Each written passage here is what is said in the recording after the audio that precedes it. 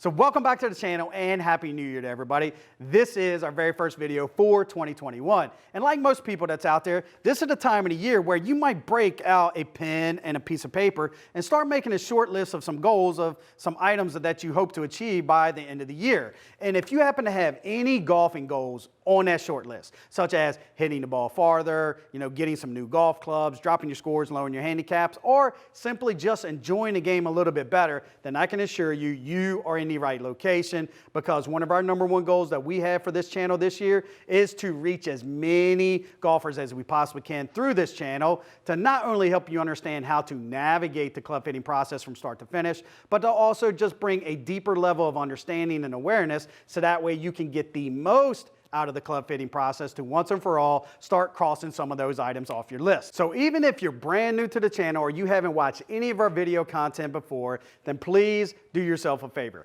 Consider hitting that subscribe button, because just like in tonight's video, we're going to share a couple golden nuggets of how we was actually able to help one of our customers not only cross a couple items off his list, but also to help him take his game to another level. So if playing better golf happens to be on your short list, then let's jump in and find out how club fitting can potentially help you do so.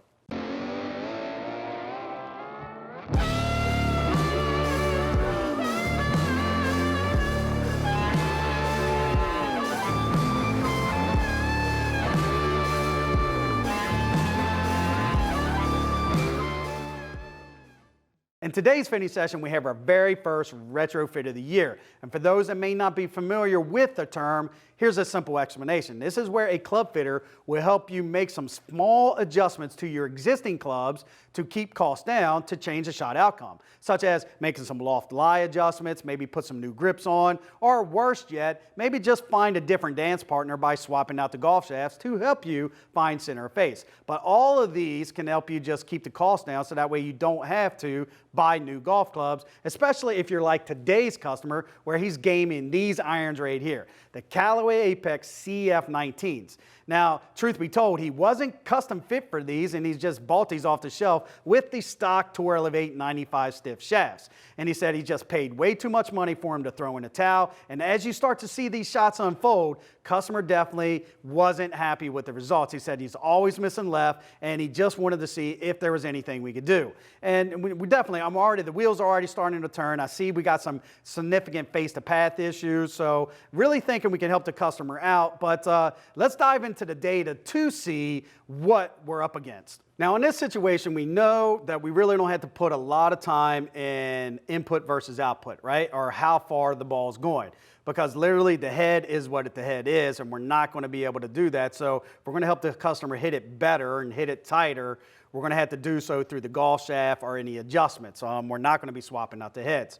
So really, I just need to understand, why is the customer missing left, so that way I can solve that problem. So first off, let's take a look at how bad the misses were to the left. So you can see in the offline column here, everything is missing left. Nothing was right.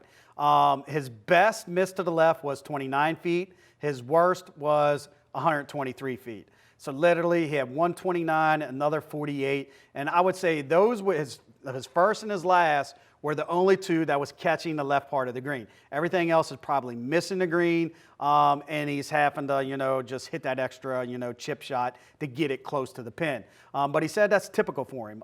But, when we look at some of the other numbers, take a look at the peak apex, right? 73, 74, 74, 82, 82. I like to be it a little bit more consistent up. Understand that anytime the face is working itself closed, probably pretty good chance he's just a little lower dynamic loft. And look at his descent angle. So definitely that core spawns with the poor apex. Low apex, bad descent angle. Good apex, better descent angle, okay? So we can get the ball up in the air, then definitely we can help with that. So let's take a look at his delivery numbers real quick. Face to path is the first thing I'm going to take a look at. Definitely look, that's a major issue here, okay? Anytime, you're missing left, Ball was starting left of target line, just finishing left. So really wasn't bad snap hooks. But literally he was just starting left and just finishing left. And that's a sure indicator that the club face is always just pointing way more to the left than what you like.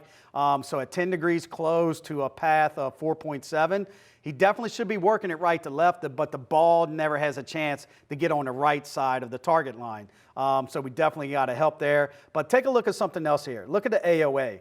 AOA is positive, and now what that's going to do is exasperate the miss to the left, because anytime you're hitting up on the ball with your irons, definitely your club's already starting to point a little to the left already as well. And although the customer's AOA is far from being optimum, I really like to see the customer hit down on it -3, -4. I know this isn't something we can fix in a single fitting session, especially when I take into account how long the customer's been playing golf. I mean, this is something that's likely going to take a couple sessions for him to develop that new technique, those new feels, and just create those motor patterns to really start compressing the ball. And if anything, the only thing it's impacting the customer is it's robbing him of distance, because he's actually hitting up on it. It's more of a glancing blow, and he's just not getting that maximum compression to create that hot energy transfer he needs to find some of those missing yards. But we're going to leave that for another day. And here we got to really just fight this left side miss, and we can go about it a couple different ways, with the first one really being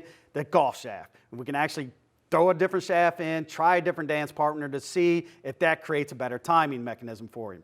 Or we can actually try a swing weight change, and which is what we did here. So as you start to see these shots unfold, you'll start to see a completely different result. And how we was able to achieve these results was we installed a 16-gram counterweight in the customer's grip, so that way you can actually make the swing weight go from D5 to D2. So we lightened it up 3 full points, and as you see, every single shot, one right after the next, literally just tight rope walking that center line and hitting every green in regulation, completely eliminating that left side miss. So let's take a look at the data just to see which variables we was able to influence. And this is my favorite screen I like to go to, especially when we see that big of a change in the results. And this is the compare tab. So it's a tail of the tape. If I bring your attention to the top right corner, red is D5 swing weight, blue is D2.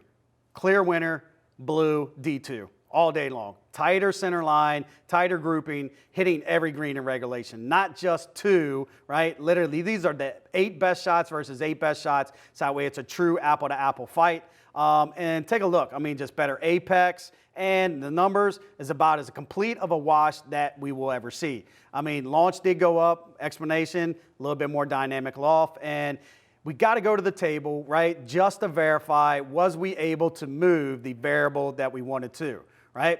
So when we look before, face the path was that key variable. So going lighter swing weight, before D5 swing weight, 9.8 closed. After D2 swing weight, 3.7 closed. I mean, literally, that's 6 degrees of holding that face open, right? 6 degrees of less face rotation by going lighter swing weight. And you might be scratching your head going like, well, John, I've been told that if I go lighter swing weight, won't that speed up the face rotation? And if so, why didn't that do that for the customer today? Well, here's my explanation, is that at some point during the fit, the customer stated that, you know, at the D5 swing weight, the original swing weight, it felt like a block of wood to him. And he said, I just feel like I have to work harder with it, you know, just because it's heavier. And literally all that meant is that, you know, at 10 degrees closed to the path, I mean, he's actually being too active with his wrist. So by going lighter swing weight, we was able to encourage the opposite effect and actually allow his wrist to be a little bit more passive. And we've seen that by 6 degrees.